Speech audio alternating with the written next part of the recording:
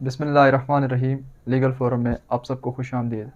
आज हम इस वीडियो में सीपीसी का और सीआरपीसी का टॉपिक कमीशन डिस्कस करने जा रहे हैं।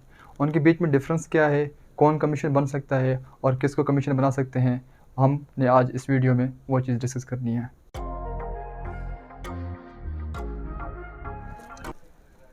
सबसे पहले हमें कमीशन की डेफिनेशन का पता होना चाहिए। अब सीपीसी में कमीशन की डेफिनेशन क्या है? Any person who is appointed by the court. अब यहाँ पे क्या कहा गया है? Any person. ऑर्डर 26 रूल 1 और सेक्शन 75 कमीशन के हमें डेफिनेशन ये बताते हैं कि any person who is appointed by the court to assist the court about any factual controversy. अब यहाँ पे ये नहीं कहा गया कि कोई ऐसा बंदा होना चाहिए, कोई स्पेसिफाइड बंदा होना चाहिए या कोई फील्ड में कोई स्पेशल बंदा होना चाहिए, ऐसा कुछ नहीं कहा गया। क्या कहा गया? Any person who is appointed by the court. अब यहाँ पे ये भी नहीं कहा गया कि कौन सी कोर्ट, सिर्फ ये कहा गया सिर्फ by the court to assist the court. अब कोई भी बंदा, कोई भी कोर्ट अपॉइंट कर सकती है कोर्ट को हेल्प करने के लिए किसी भी फैक्चुअल कंट्रोवर्सी के ऊपर, कि वो फैक्चुअल कंट्रोवर्सी है उसको रिजॉल्व करने के लिए कोर्ट किसी भी बंदे को अपॉइंट कर सकती है एज अ कमीशन। ये किस में है? ये सीपीसी में है। अब जो सेक्शन 503 है सीआरपीसी का, वो क्या कहता है कमीशन के बारे में? वो ये कहता है कि जब कमीशन जब भी अपॉइंट होगी तो वो कौन करेगा अपॉइंट? हाई कोर्ट या सेशन कोर्ट। और किसको करेगी? मैजिस्ट्रेट को करेगी।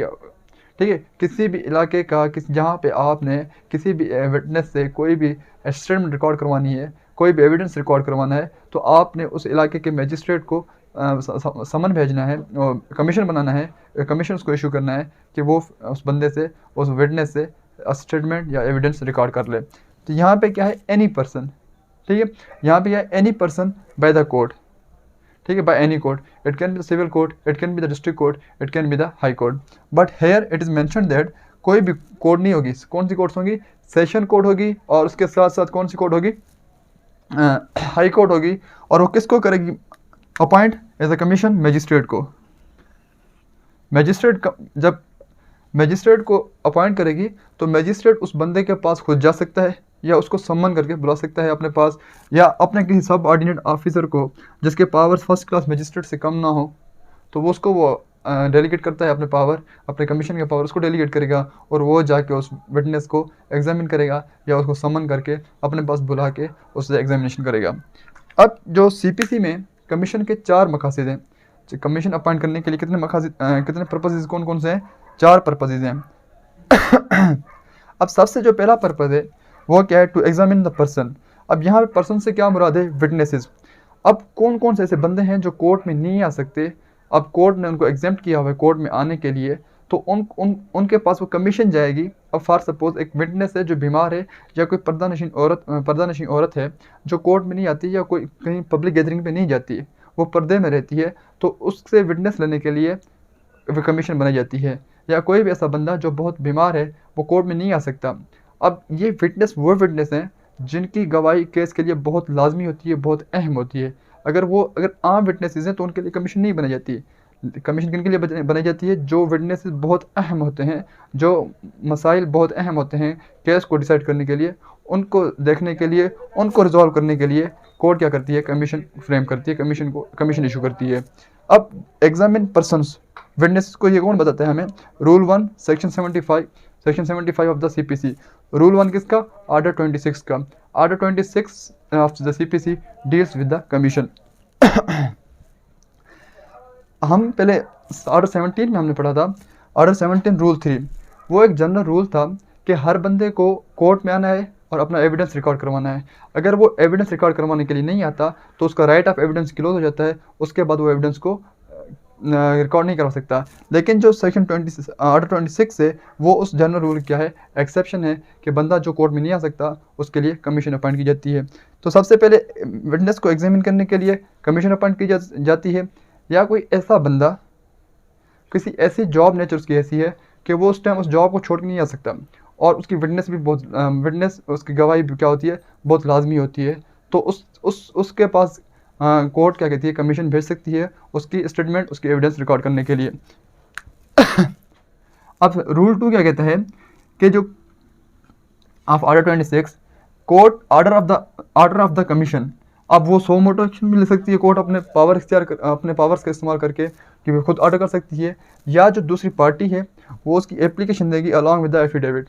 अब एफिडेविट के साथ अब दूसरी जो पार्टी है एप्लीकेशन देगी कि इस हमें कमीशन अपॉइंट करें, इस बंदे को बुलाया जाए, तो उसके लिए क्या होती है, एप्लीकेशन होती है। अदरवाइज कोर्ट क्या करती है, सो मोटो एक्शन या सो मोटो पावर इस्तेमाल करती है। अब जो कमीशन अपॉइंट करने के लिए कंसर्न लाजमी होती है दोनों पार्टीज़ की, कंसर्न लाजमी होती है दोनों पार्टीज़ की। पर यहाँ पे कुछ रूल्स ऐसे हैं, कुछ सिचुएशंस ऐसी हैं जहाँ पे उनकी कंसर्न लाजमी नहीं होती। वो कौन बताते, कौन से रूल है? Rule number 4। रूल नंबर 4 ये बताता है कि outside the jurisdiction or the person who is exempted to come into the court, उसके लिए कोर्ट को कंसर्न नहीं चाहिए होती दूसरी पार्टी की, या पार्टीज कंसर्न नहीं चाहिए होती है।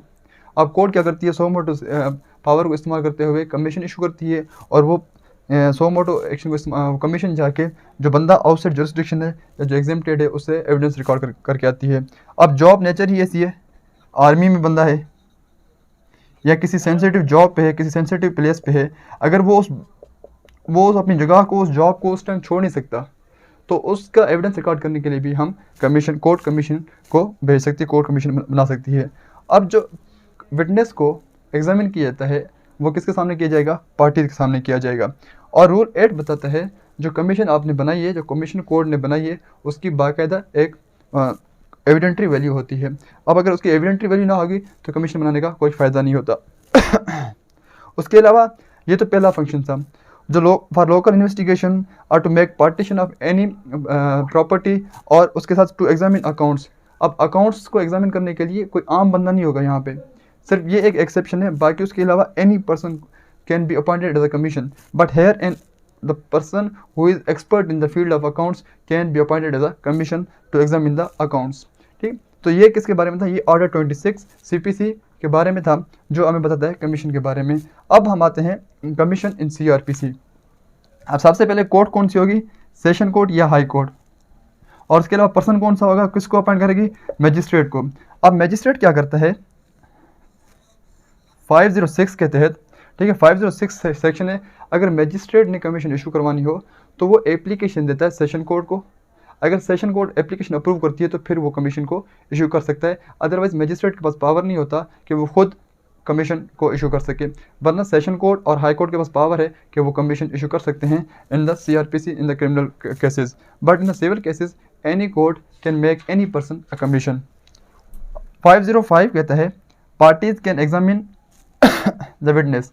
अब पार्टीज रिटन में इंटरोगेटिव जो अपने सवाल होते हैं वो दे देते हैं और वो फिर विटनेस से पूछे जाते हैं, लेकिन यहाँ पे ऐसा कोई काम नहीं है। यहाँ पे सिर्फ क्या कहा गया है कि पार्टीज़ की मौजूदगी में उससे विटनेस वगैरह को रिकॉर्ड कीजिए, उसका एविडेंस रिकॉर्ड किया जाएगा। अब 507 रिटर्न ऑफ द कमीशन। अब कमीशन रिटर्न होती है, कमीशन अपनी रिपोर्ट देती है। तो ये सारा था किसके बारे में, कमीशन के बारे में। अब यहाँ पे अगर आपको कमीशन के हवाले से कोई भी कमीशन, अब फॉर सपोज कमीशन की रिपोर्ट आती है वो इनवैलिड रिपोर्ट है, तो दूसरी पार्टी जिसके अगेंस्ट वो अगर मतलब कि जिसके अगेंस्ट वो जा रही होती है तो उसके ऊपर ऑब्जेक्शन उठा सकते हैं CPC में भी और CRPC में भी। कोई भी ऑब्जेक्शन अगर होते हैं उस कमीशन की रिपोर्ट पे तो वो ऑब्जेक्शन उठाए जा सकते हैं, और फिर अगर वो कोर्ट सेटिस्फाई नहीं होती तो फिर कोर्ट उसको ख़त्म कर देगी या दूसरी कमीशन अपॉइंट करेगी, या फिर कोर्ट क्या करेगी, उसी कमीशन को दोबारा डायरेक्ट करेगी कि वो मज़ीद और सही तरीके से इन्वेस्टिगेशन करके आए। This is the little difference between the commission mentioned in the CPC and CRPC.